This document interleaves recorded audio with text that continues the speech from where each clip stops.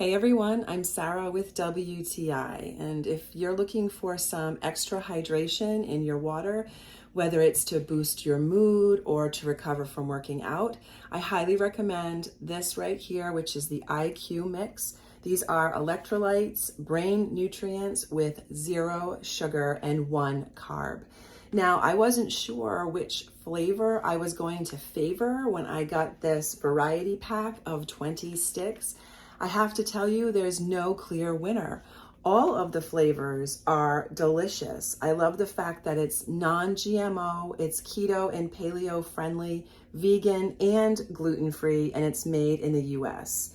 I really have noticed a difference when using just one of these daily in my water.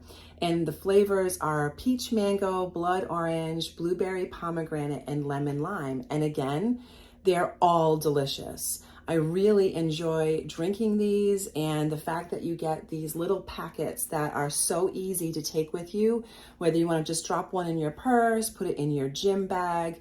Even if you carry very little with you, you'll find room for one of these tiny little packets.